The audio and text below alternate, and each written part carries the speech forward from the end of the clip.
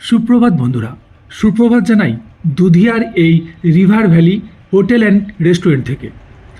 আজ আমাদের গন্তব্য হতে চলেছে মানেভঞ্জনের উদ্দেশ্যে। তবে তার আগে চলুন এই হোটেলের রুমগুলো আপনাদের একটু ঘুরিয়ে দেখাই।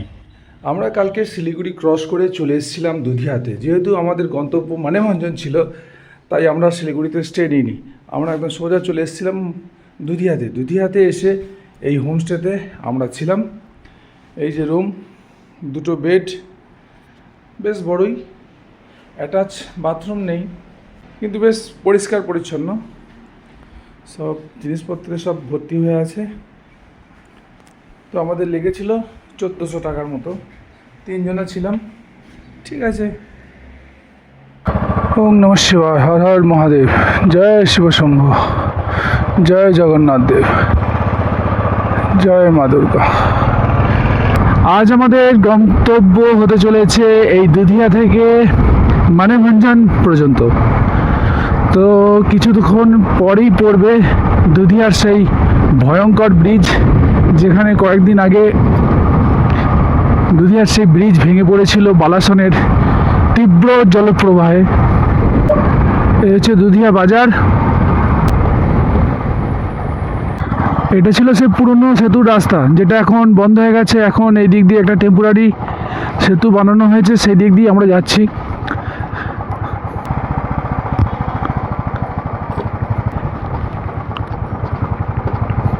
তো এই হচ্ছে সেই বালাসন নদী, আর এই সেই ভেঙে যাওয়া সেতু, আর এই টেম্পোরারি সেতুর উপর দিয়ে আমরা এখন ক্রস করে যাচ্ছি।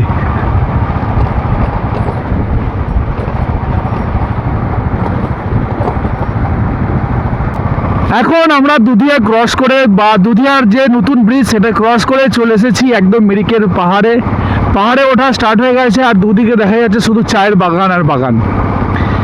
এই রাস্তার প্রাকৃতিক সৌন্দর্য একদম অনবদ্য, তাই পুরো রাস্তাটাকে আমরা উপভোগ করতে করতে পৌঁছে যাব প্রথমে মিরিক, তারপর মিরিককে পাশে রেখে আমরা চলে যাব মানেভঞ্জন।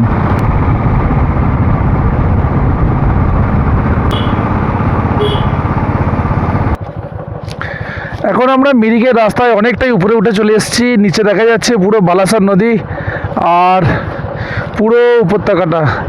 ওই দূরে দেখা যাচ্ছে শিলিগুড়ি শহর। অসাধারণ লাগছে।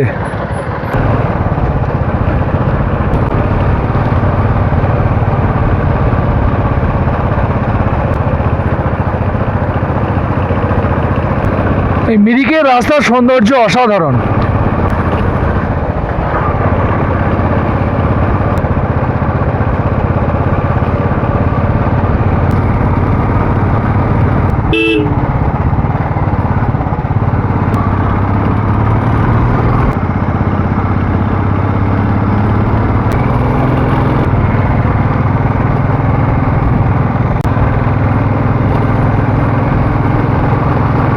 চা বাগান আর পাহাড় একসাথে, এর জন্যই তো এখানে আসা। মিরিকের রাস্তায় এই চা বাগান আর পাহাড় দুটো একসঙ্গে পাওয়া যায়। এই দৃশ্যটা কিন্তু সব জায়গায় পাওয়া যায় না, সব রাস্তায় পাওয়া যায় না। দার্জিলিংয়ের রাস্তাতেও পাওয়া যায় না, সিকিমের রাস্তাতে তো পাওয়াই যায় না। একমাত্র এই মিরিকের রাস্তাতেই এই সুন্দর চা বাগান আর পাহাড়ের কম্বিনেশনটা পাওয়া যায়।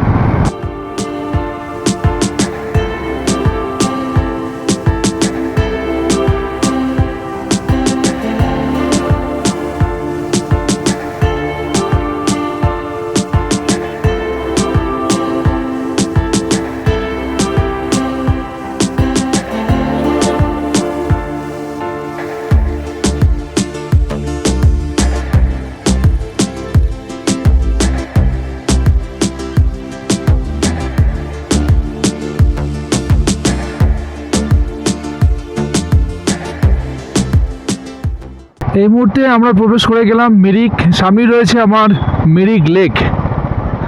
তো এখানে একটু দাঁড়াবো, তারপর আবার আমরা সামনের দিকে এগিয়ে চলে যাব।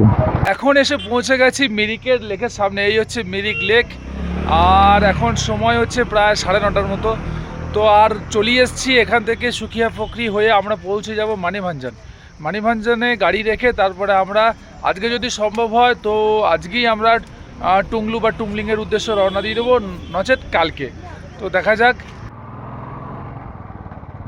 মিরিক থেকে কিছুটা উপরে উঠে এসে এখন আমরা রয়েছি গোপালধারা টি গার্ডেনের কাছে।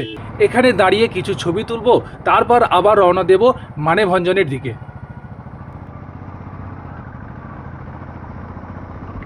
এই মুহূর্তে আমি মিরিক থেকে অনেকটাই উপরে, প্রায় পশুপতির থেকে 2 কিলোমিটার আগে রয়েছি।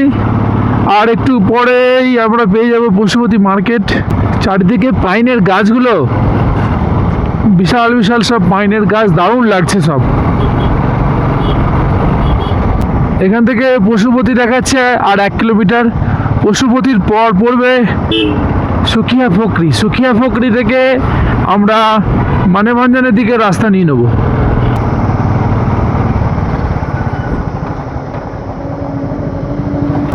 তো চলো, প্রকৃতির এই শোভাকে উপভোগ করতে করতে আমরা আমাদের গন্তব্যে পৌঁছে যাই।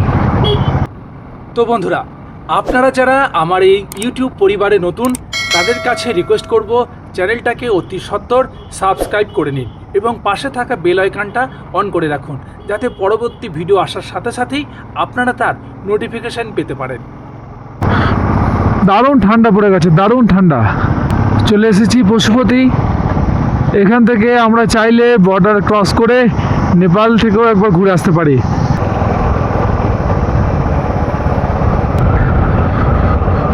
অসাধারণ এক রহস্যময় ভৌতিক জায়গা মনে হচ্ছে,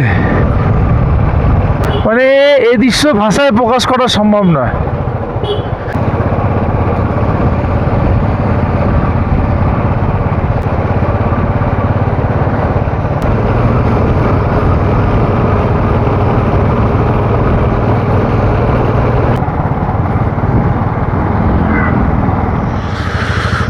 সুখিয়া ফকরি থেকে এখন আমরা চলেছি মানেভঞ্জনের পথে। রাস্তা এখনো পর্যন্ত মোটামুটি ভালো। এই সিমেন্ট ব্লক দিয়ে রাস্তা তৈরি করে দিয়েছে। রাস্তা নিয়ে কিছু আপাতত অসুবিধা কিছু হচ্ছে না।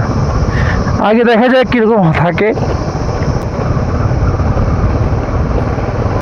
মানেভঞ্জন এখান থেকে আর 6 কিলোমিটার মাত্র বাকি আছে। আর যদি সম্ভব হয় আজকেই আমরা টুমলিংয়ের দিকে রওনা দিয়ে দেবো।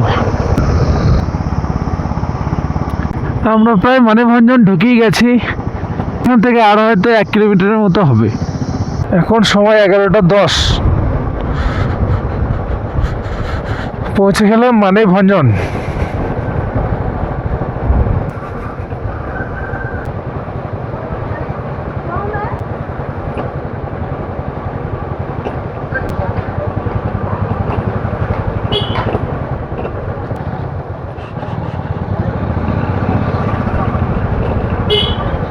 মানেভঞ্জন প্রবেশের সঙ্গে সঙ্গেই পুলিশ আটকালো আমাদের গাড়ি।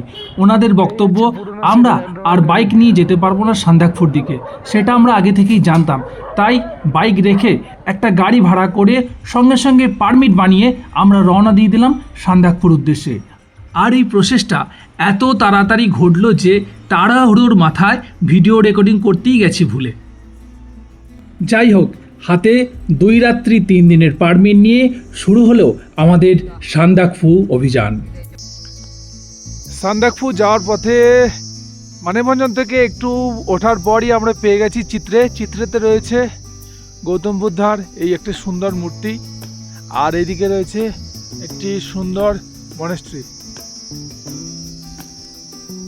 খুবই সুন্দর জায়গাটা, অসাধারণ সুন্দর। হচ্ছে দার্জিলিং শহর, আর এই উপরে রয়েছে সীমানা ভিউ পয়েন্ট, আর এই নিচে হচ্ছে, এটা হচ্ছে আমরা যেখান থেকে এলাম মানেভঞ্জন। চিত্রে ক্রস করে আসার পর যতই আমরা উপরের দিকে উঠছি, মনে হচ্ছে যেন আমরা মেঘেদের রাজত্বে প্রবেশ করছি।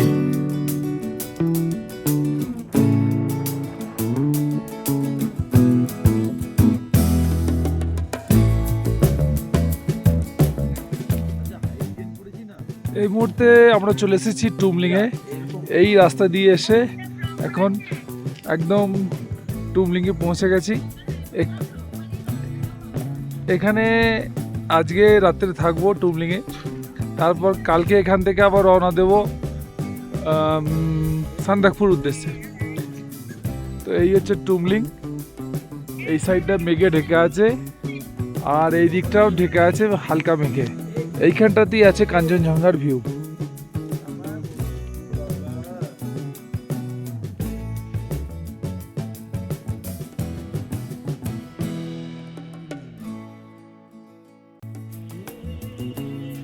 এই মুহূর্তে আমরা এখন টুমলিংয়ে দুপুরের লাঞ্চ সেরে বেরিয়ে পড়েছি একটু চারিদিকটা একটু ঘুরে দেখতে। পিছনে কাঞ্চনজঙ্ঘার ভিউ একবার একটু দেখতে পেলাম, তারপর আবার পুরো মেঘে ঢেকে গেছে। জানি না কালকে সকালে কি হবে। এই সানরাইজ পয়েন্ট থেকেই কালকে সকালবেলা বা ভোরবেলা একবার দেখার চেষ্টা করব।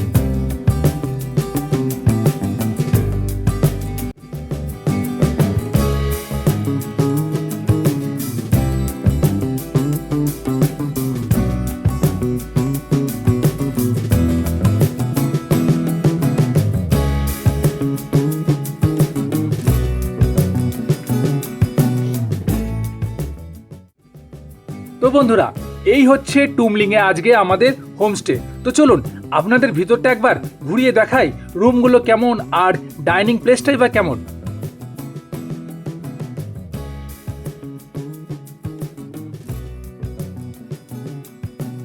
এই কাঁচের গেটটা দিয়ে ভেতরে ঢুকে যাব আমরা, আর দুই ধারে রয়েছে সব রুমগুলো। আমরা নিয়েছিলাম 102 নম্বর রুম, যেখানে ছিল 2টো বেড আর অ্যাটাচ বাথরুম। সামনেই রয়েছে আপনার ডাইনিং প্লেস। ডাইনিং প্লেসটাও যথেষ্ট বড়, পরিষ্কার পরিচ্ছন্ন এবং খুবই সুন্দর।